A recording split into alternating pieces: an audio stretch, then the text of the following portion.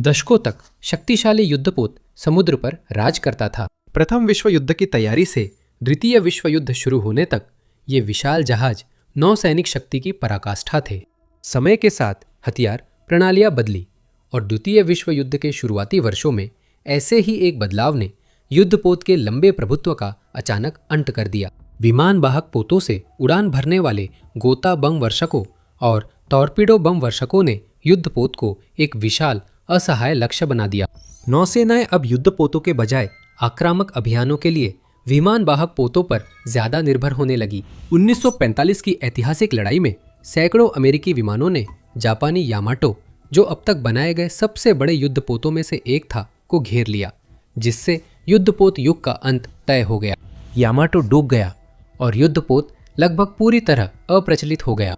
आने वाले वर्षों में उन्नत जहाज रोधी मिसाइलें और बाद में मानव रहित हवाई प्रणालियों के आगमन ने इसकी किस्मत तय कर दी।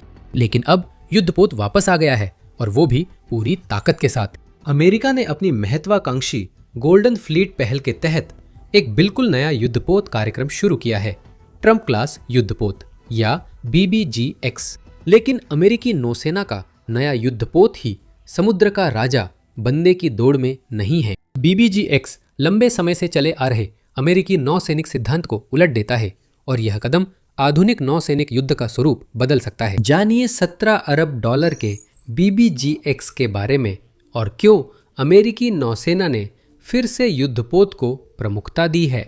अमेरिकी सैन्य शक्ति दशकों से विमान वाहक पोत आधारित वितरित बेड़ों पर केंद्रित रही है। यह तर्क द्वितीय विश्व युद्ध में युद्धपोत के पतन से मिली सीख पर आधारित है। एक ऐसे युग में जहां वायु शक्ति को नौसेना शक्ति पर बढ़त थी, युद्धपोतों में बहुत अधिक शक्ति और कमान एक ही जगह केंद्रित थी। अपनी पूरी ताकत के बावजूद यह नई तकनीकों के सामने कमजोर था। अमेरिका के लिए कैरियर समूह इसका हल था। अमेरिका के विशाल कैरियरों पर तैनात वायु शक्ति और समूह के साथ चलने वाले विध्वंसक जहाजों, पनडुब्बियों व अन्य सहायक जहाजों पर मौजूद भारी हथियारों ने एक ही तैनाती से उसकी आक्रामक क्षमता को काफी बढ़ा दिया। कैरियर समूहों ने कैरियर के लिए बहुस्तरीय, ज्यादा प्रभावी रक्षा संभव की, जो सिर्फ एक युद्धपोत से संभव नहीं थी। शायद कैरियर समूह का सबसे बड़ा लाभ यह है कि यह जोखिम बांट देता है। आग्नेय शक्ति और कमान कई जहाजों में बांटने से इनकी कुल मजबूती बढ़ती है। यह सिद्धांत व्यवहार में भी उतना ही सफल रहा है। दशकों तक अमेरिका के कैरियर समूहों ने उसे पूरी दुनिया में बेजोड़ शक्ति का प्रदर्शन करने में सक्षम बनाया और जैसा कि ईरान अभी भी पुष्टि कर सकता है, वे आज भी ऐसा करते हैं। अब BBGX सोच में बड़ा बदलाव दर्शाता है। इस जहाज का मकसद वायु रक्षा की कमान, लंबी दूरी की प्रहार क्षमता और निरोधक शक्ति को एक ही बड़े प्लेटफॉर्म पर केंद्रित करना है, न कि बिखरे हुए कैरियर समूह में। ये सवाल उठता है, पुराने कहावत को दोहराते हुए, अगर कुछ टूटा नहीं है तो उसे ठीक क्यों करे? जो रणनीति इतने समय से सफल रही है, उससे हटने की जरूरत क्यों है? खैर, समय बदल गया है। हथियार प्रणालियां विकसित हो चुकी है और आधुनिक समुद्री युद्ध अब पहले जैसे नहीं रहे। अमेरिकी बेड़ा अब ड्रोन झुंड और हाइपरसोनिक मिसाइलों के नए खतरे से जूझ रहा है, जिससे नई कमजोरियां सामने आई हैं। अमेरिका उन्नत, नई आक्रामक और रक्षात्मक हथियार प्रणालियों की एक श्रृंखला भी विकसित कर रहा है, जिन्हें उसके बेड़े में एकीकृत करने की जरूरत है।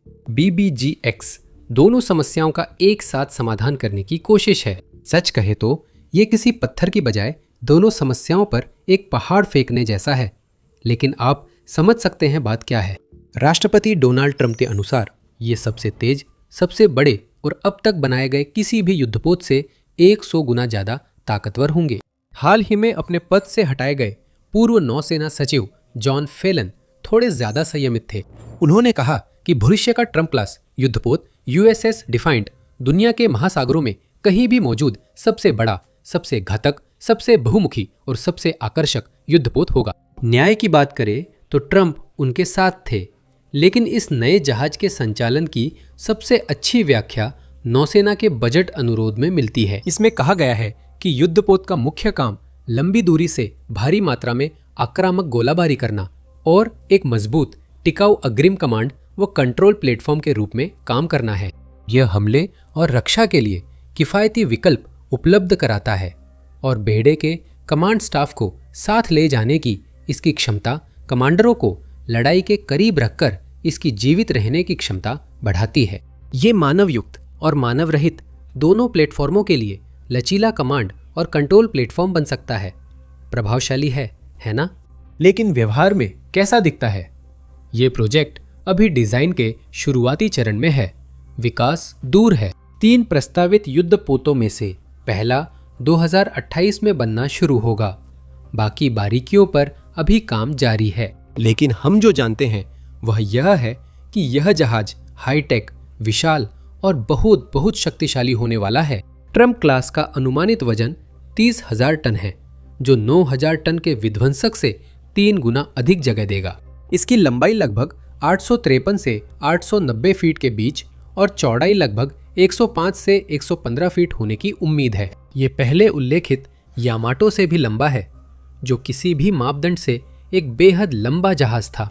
जहाज को 30 नॉट से अधिक की गति प्राप्त करने के लिए डिजाइन किया गया है। हालांकि इसे चलाने वाले इंजन के प्रकार पर अभी तक अंतिम निर्णय नहीं हुआ है। फेलन ने अप्रैल में कहा था कि ट्रम्प क्लास युद्धपोतों के परमाणु संचालित होने की चर्चा है, लेकिन इसकी संभावना कम है।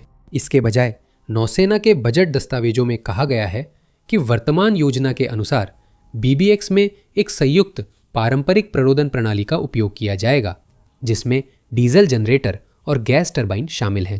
BBGX को विमान वाहक पोत नहीं माना जाता, लेकिन इसमें फ्लाइट डेक और दोहरे हैंगर हैं जो V-22 एस्पिरी और भविष्य की वर्टिकल लिफ्ट प्रणालियों को सपोर्ट कर सकते हैं। इसमें AN/SPY-6 रडार आधारित उन्नत सेंसर प्रणाली है, जो उच्च गुणवत्ता की वायु और मिसाइल पहचान व ट्रैकिंग देती है।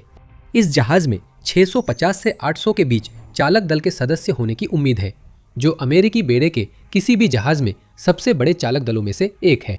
केवल अमेरिका का हार्पर्स फेरी क्लास डॉक लैंडिंग शिप, जिसमें 825 का चालक दल है, blue ridge class command ship, जिसमें 842 का चालक दल है, America class amphibious assault ship, जिसमें 2745 का चालक दल है, wasp class amphibious assault ship, जिसमें 2969 का चालक दल है, और फोर्ड और निमित्ज क्लास विमान वाहक पोत, जिनमें क्रमशः लगभग 4660 और 5680 का चालक दल है, और भी अधिक लोगों को रख सकते हैं। लेकिन BBGX पर अतिरिक्त आकार और विस्थापन का कारण बड़ा चालक दल नहीं है। यह युद्धपोत के उन्नत हथियारों और उन्हें चलाने के लिए जरूरी विशाल विद्युत क्षमता के लिए जरूरी है। नौसेना के बजट अनुरोध में कहा गया है कि जहाज की उन्नत प्रणालियां नई वर्टिकल लॉन्च प्रणालियों में रखे हाइपरसोनिक हथियारों से लंबी दूरी तक हमला कर सकेंगी। साथ ही इसकी उन्नत नौसैनिक तोपबाजी हमले और रक्षा के लिए लागत प्रभावी विकल्प प्रदान करती है।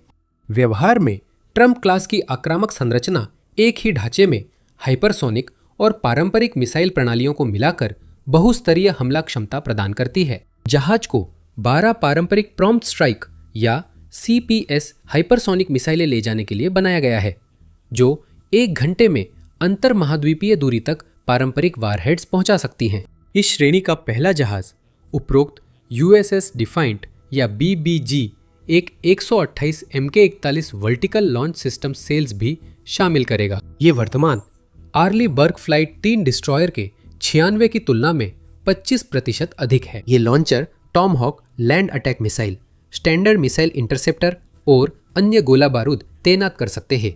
अतिरिक्त लॉन्चरों से मिली मारक क्षमता स्ट्राइक और एयर डिफेंस सहित कई मिशन क्षेत्रों में एक साथ कार्रवाई संभव बनाएगी। इस उच्च स्तर की मारक क्षमता से समान प्रभाव हासिल करने के लिए कई जहाजों पर निर्भरता कम हो जाती है, लेकिन इसके बदले जहाज पर मौजूद गोला बारूद भंडारण क्षमता पर निर्भरता बढ़ जाती है। जहाज का ढांचा SLCMN परमाणु सशस्त्र सी लॉन्च क्रूज मिसाइलों के एकीकरण की भी अनुमति देता है, जिससे अमेरिकी सतह बेड़े के निरोधक विकल्पों की सीमा मौजूदा समय में जितनी दूर तक संभव है लगभग उतनी दूर तक बढ़ जाएगी। लेकिन अत्याधुनिक हथियार सिर्फ CPS और SLCMN तक सीमित नहीं है, जिन्हें अभी चरणबद्ध रूप से सेवा में लाया जा रहा है।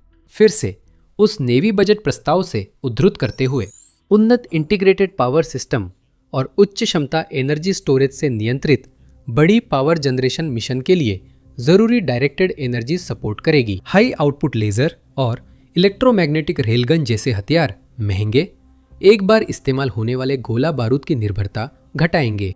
नए युद्धपोत का आकार बड़ा इसलिए है ताकि वह विज्ञान कथा जैसे हथियारों के लिए प्लेटफॉर्म बन सके। विद्युत चुंबकीय रेलगन, लेजर निर्देशित ऊर्जा हथियार और संभवतः माइक्रोवेव निर्देशित ऊर्जा हथियार। अमेरिकी नौसेना ने हाल ही में अपने छोड़े गए रेलगन कार्यक्रम को फिर से शुरू किया है और दोनों प्रकार के निर्देशित ऊर्जा हथियारों का सक्रिय रूप से विकास और परीक्षण कर रही है। इन तीनों की समस्या यह है कि इन्हें बहुत अधिक मात्रा में ऊर्जा की आवश्यकता होती है।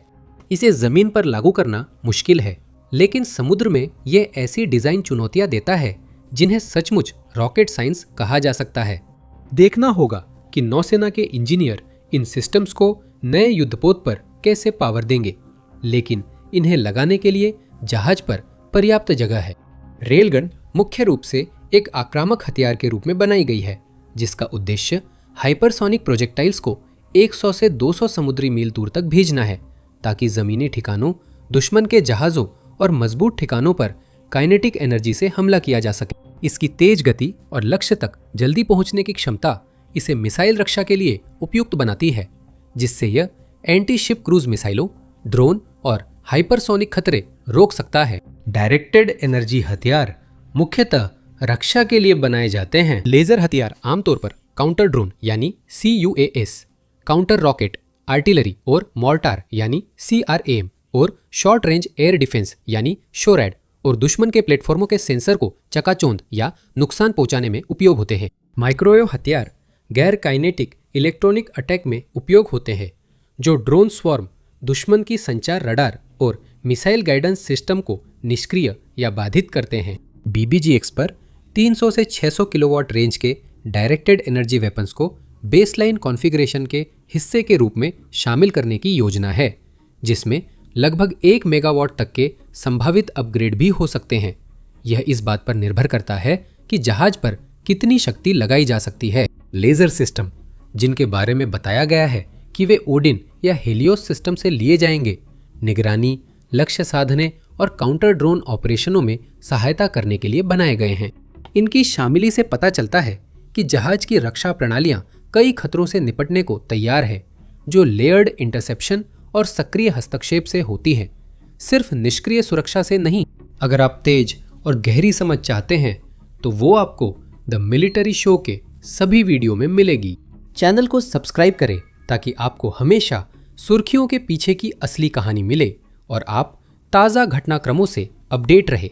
निर्देशित ऊर्जा हथियारों के अलावा ट्रम्प क्लास युद्धपोत की सुरक्षा में 2 RIM-116 rolling air frame missile launcher शामिल हैं, जो मिसाइलों और विमानों से नज़दीकी सुरक्षा देते हैं। इसमें सतह मुकाबले के लिए 2 5 इंच 0.62 कैलिबर तोपें और 30 मिमी के 4 सिस्टम छोटे जहाज़ों व हवाई खतरों से सुरक्षा के लिए लगे हैं। जैसा कि आप देख सकते हैं, एंटी ड्रोन सिस्टम का रक्षा संरचना का एक मानक हिस्सा होना समुद्री संघर्ष में मानव रहित प्रणालियों के बढ़ते उपयोग को दर्शाता है। किसी भी जहाज के लिए, और खासकर उस जहाज के लिए जिसमें इतनी ज़्यादा मारक क्षमता केंद्रित हो, ये नई हकीकत ये दर्शाती है कि अब उसकी जीवित रहने की क्षमता इस बात पर निर्भर करती है कि वो खतरे को टकराव से पहले पहचान और रोक सके। इसलिए BBGX को उच्च ऊर्जा मांग में सेंसर, हथियारों का संचालन और लगातार हमले में युद्ध प्रणालियों का विश्वसनीय प्रदर्शन सुनिश्चित करना होगा। इसे सही तरीके से करना और समय के साथ उभरती तकनीकों को एकीकृत या उनसे मुकाबला करते हुए इसे सही बनाए रखना कोई आसान काम नहीं है। डिजाइन संबंधी समस्याओं के कारण जिन हाईटेक परियोजनाओं में देरी हुई है या जिन्हें रद्द कर दिया गया है, उनकी सूची यह बताती है कि यह प्रक्रिया कितनी कठिन हो सकती है। इसी कारण नौसेना के अधिकारी BBGX के साथ आगे बढ़ने से पहले डिजाइन और तकनीक सुधारने पर जोर दे रहे हैं। नौसेना की बजट मांग के अनुसार एक नई रणनीति अत्याधुनिक डिजिटल वर्क फ्लो पर केंद्रित नए युद्धपोत के डिजाइन और निर्माण का मार्गदर्शन कर रही है। ये आधुनिक डिजिटल इंजीनियरिंग, AI सक्षम डिजाइन और उन्नत उत्पादन प्रक्रियाओं का उपयोग करता है ताकि लागत और समय सीमा के जोखिम को कम किया जा सके। कोरियाई और जापानी जहाज निर्माण की सर्वोत्तम कार्य पद्धतियों को अपनाते हुए इसमें निर्माण से पहले उच्च डिजाइन परिपक्वता, सटीक मॉड्यूलर निर्माण और डिजाइन और उत्पादन टीमों के बीच घनिष्ठ एकीकरण पर जोर है। यह रणनीति कार्यबल स्थिर करने, औद्योगिक लचीलापन बढ़ाने और नई क्षमता को अधिक पूर्वानुमेय व किफायती तरीके से देने के लिए बनी है। आशा है यह नया दृष्टिकोण कॉन्स्टेलेशन क्लास फ्रिगेट की समस्याओं से बचाव में मदद करेगा। उस जहाज की डिजाइन अप्रैल 2025 तक भी फाइनल नहीं हुई थी, जबकि अनुबंध मिलने के करीब 5 साल बाद और मुख्य जहाज पर काम शुरू हो चुका था। यह दुर्भाग्यपूर्ण स्थिति तब भी हुई जब नौसेना ने स्पष्ट रूप से एक उत्पादन में चल रही फ्रिगेट फ्रैंको इटालियन फ्रेगाटा यूरोपिया मल्टीमिशन या FREMM का व्युत्पन्न चुना था, जोखिम कम करने और कार्यक्रम सही दिशा में रखने के लिए। स्पष्ट रूप से कहे तो BBGX की शुरुआत एक सिद्धांत बदलाव का संकेत है, जिसमें युद्धपोत पर शक्ति का संकेंद्रण अब भविष्य के युद्ध का अहम हिस्सा माना जाता है, कमजोरी नहीं। लेकिन इसका मतलब यह बिल्कुल नहीं है कि अमेरिका अपने स्थापित बेड़े और संचालन के तरीके को पूरी तरह छोड़ देगा, यानी कह सकते हैं कि वह पुराने को पूरी तरह से नकार कर नया अपनाएगा। ये बात खुद नेवी के बजट प्रस्ताव से स्पष्ट है। इसके अनुसार युद्धपोत का उद्देश्य गोल्डन फ्लीट के हाई लो मिश्रण के उच्चतम स्तर पर क्षमता जोड़ना है। युद्धपोत सतह कार्रवाई समूह का नेतृत्व कैरियर स्ट्राइक समूह के साथ एकीकृत हो या समुद्री मार्गों की सुरक्षा के लिए स्वतंत्र रूप से संचालित हो सकता है। इसका उद्देश्य अमेरिका के करियर समूह या करियर को बदलकर वैश्विक शक्ति प्रक्षेपण का नया सर्वोच्च साधन बनना नहीं है। यह नई पीढ़ी का प्रमुख युद्धपोत है, जिसका मकसद अमेरिकी नौसेना को भविष्य के लिए तैयार करना और समुद्र में मारक क्षमता बढ़ाना है। दूसरे शब्दों में, अमेरिकी नौसेना में यह उन्नत अगली पीढ़ी का जहाज उच्च निम्न गोल्डन फ्लीट मिश्रण के उस हाई लो गोल्डन फ्लीट ढांचे के ऊपरी और निचले दोनों स्तरों पर इसके साथ दूसरे जहाज भी हैं। वित्त वर्ष 2027 के प्रस्तावित बजट में BBGX पर काम शुरू करने के लिए अरबों डॉलर की अग्रिम राशि और अनुसंधान व विकास के लिए $837 मिलियन शामिल है। वास्तविक खरीद कील बिछाने का काम अगले साल शुरू होगा, जो पहले जहाज के लिए भारी भरकम $17 अरब की बजट मांग से संचालित होगा। ये अब तक का सबसे महंगा सेवा में शामिल किया गया जहाज होगा। वर्तमान रिकॉर्ड धारक USS जेरल्ड आर है, जो नई फोर्ड क्लास कैरियर्स में पहला है, जिसकी लागत लगभग $13.3 अरब बताई जाती है। लेकिन नए युद्धपोत के लिए अग्रिम फंडिंग के अलावा नौसेना के $65.8 अरब के बजट में 17 अन्य बैटल फोर्स जहाजों की खरीद के लिए भी अनुरोध शामिल है। साथ ही 16 सहायक या सपोर्ट जहाज भी। विशेष रूप से वह एक कोलंबिया क्लास पनडुब्बी, 2 वर्जीनिया क्लास पनडुब्बियां, एक FFX फ्रिगेट, एक अर्लेबर्ग क्लास विध्वंसक, एक अमेरिका क्लास उभयचर हमला जहाज, एक सैन एंटोनियो क्लास उभयचर ट्रांसपोर्ट डॉक, 6 मीडियम लैंडिंग जहाज, 2 जॉन लुइस क्लास ईंधन टैंकर, 2 पनडुब्बी टेंडर रिप्लेसमेंट और एक महासागर निगरानी जहाज खरीदना चाहता है। नई खरीद के साथ अनुरोध में तीसरे और चौथे फोर्ड क्लास विमानवाहक पोतों के लिए भी चरणबद्ध फंडिंग जारी रखने का प्रावधान है, जो बन रहे हैं। तो ये साफ है कि नौसेना BBGX पर ही निर्भर नहीं है और ये समझदारी है। अपनी जबरदस्त मारक क्षमता के बावजूद वह मूलभूत कमजोरी जो 20वीं सदी की शुरुआत के युद्धपोतों को अप्रचलित बना चुकी थी, आज भी बनी हुई है। अमेरिका के विरोधियों के लिए इतनी शक्ति का एक जहाज में होना उसे बड़ा लक्ष्य बनाता है। कुछ परिस्थितियों में, उदाहरण के लिए वेनेजुएला के तट के पास अमेरिका का चल रहा ऑपरेशन, एक अकेला ट्रम्प क्लास युद्धपोत लगभग निश्चित रूप से एक कैरियर समूह की तुलना में सैन्य दृष्टि से ज्यादा असरदार और लागत के लिहाज से कहीं अधिक किफायती साबित हो सकता है। ऑपरेशन का दायरा, जिसका घोषित उद्देश्य ड्रग तस्करी को रोकना है, और वेनेजुएला से खतरा वास्तव में उस तरह के कैरियर या विस्तारित स्ट्राइक ग्रुप की तैनाती को उचित नहीं ठहराते, जैसा कि हमने देखा है। BBGX और एस्पेरिस की छोटी बेड़े से स्पीड बोट्स को लागत के एक बहुत छोटे हिस्से में जब चाहे उतनी ही प्रभावशीलता से पानी से बाहर उड़ाया जा सकता है। अभी अमेरिका के पास स्ट्राइक ग्रुप के अलावा बहुत ज़्यादा विकल्प नहीं है। BBGX से यह समस्या खत्म होगी। हालांकि ज़्यादा चुनौतीपूर्ण इलाकों में, जैसे कि चीन के इलाके में, ताकत और कमांड को एक कैरियर ग्रुप में बांटने का तर्क शायद अभी भी सही है।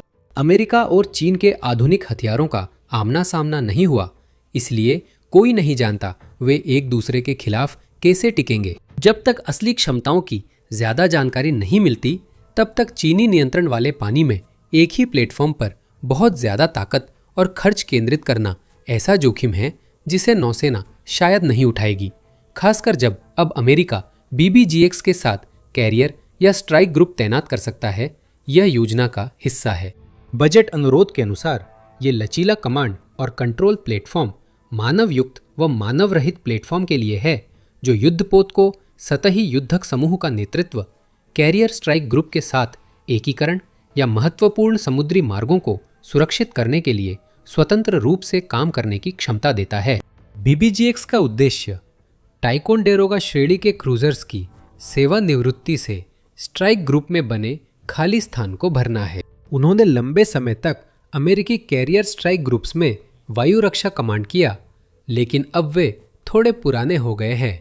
2020 के मध्य तक सतह बेड़े की संरचना प्रभावी रूप से केवल आर्लीबर्ग श्रेणी के विध्वंसकों तक सिमट गई थी, जो उत्पादन में एकमात्र प्रमुख युद्धपोत थे। योजना थी कि टाइकोंडेरोगा की सेवानिवृत्ति के बाद अंतर को नए DGGX विध्वंसक कार्यक्रम से भरा जाए, लेकिन वह डिजाइन समस्याओं में फंस गया। 2021 से जनवरी 2026 के बीच हुए डिजाइन अध्ययनों में पाया गया कि DGGX पतवार का आकार आवश्यक vertical launch system cell CPS, मिसाइलों और भविष्य के उच्च ऊर्जा हथियारों के एकीकरण के लिए पर्याप्त नहीं था, बिना शक्ति और शीतलन सीमाओं को पार किए। दूसरे शब्दों में कहे तो डिजाइन पूरी तरह से ठप हो गया था। अमेरिकी नौसेना के नेतृत्व ने दोहरे वेरिएंट विध्वंसक दृष्टिकोण का मूल्यांकन किया, लेकिन अंततः समझदारी से यह निर्णय लिया कि वेरिएंट्स के बीच मिशन सेट्स को विभाजित करना संचालनात्मक आवश्यकताओं को पूरा नहीं करेगा। फिर तय हुआ कि एक बड़ा एकल जहाज बनाया जाए, जिसमें सभी DDGX की योजनाबद्ध प्रणालियां और अतिरिक्त सुविधाएं हों। परिणाम BBGX है। ये कागज पर प्रभावशाली लगता है और निर्माण का तर्क भी स्पष्ट है। नौसेना मानती है कि यह अभी शुरुआती चरण में है और अंतिम डिजाइन तक पहुंचने के लिए कई चुनौतियां पार करनी होंगी। समय और बजट पर पूरा करना तो और भी मुश्किल है। अमेरिका के शिप बिल्डिंग उद्योग की डिलीवरी क्षमता पर गंभीर सवाल उठे हैं। Bath Iron Works, Ingalls Shipbuilding और न्यूपोर्ट न्यूज शिप बिल्डिंग जैसे बड़े शिपयार्ड फिलहाल कर्मचारियों की कमी और उत्पादन प्रतिबद्धताओं से जूझ रहे हैं। इसलिए उत्पादन क्षमता बढ़ाने के लिए कुशल श्रमिकों की भर्ती, प्रशिक्षण और बुनियादी ढांचे व विनिर्माण में निवेश जरूरी होगा। BBGX कार्यक्रम का पैमाना भी विशेष घटकों और उन्नत विनिर्माण प्रक्रियाओं की मांग को बढ़ाने की उम्मीद है, जिससे समय सारिणी में देरी और लागत बढ़ोतरी से जुड़े जोखिम उत्पन्न होंगे। ट्रंप के व्यापार युद्ध और फारस की खाड़ी की समुद्री उलझनों से ये जोखिम और बढ़ जाते हैं। इस महत्वाकांक्षी और रोमांचक परियोजना के सामने आने वाली इन चुनौतियों का समाधान कैसे होता है या नहीं होता, इसका जवाब समय आने पर मिल जाएगा। हम निश्चित रूप से इन घटनाक्रमों पर बारीकी से नजर रखेंगे और आपको अपडेट करते रहेंगे। इस बीच यह जानने के लिए यह वीडियो देखें कि क्या एयरक्राफ्ट कैरियर वास्तव में पहले ही अप्रचलित हो चुका है। देखने के लिए धन्यवाद।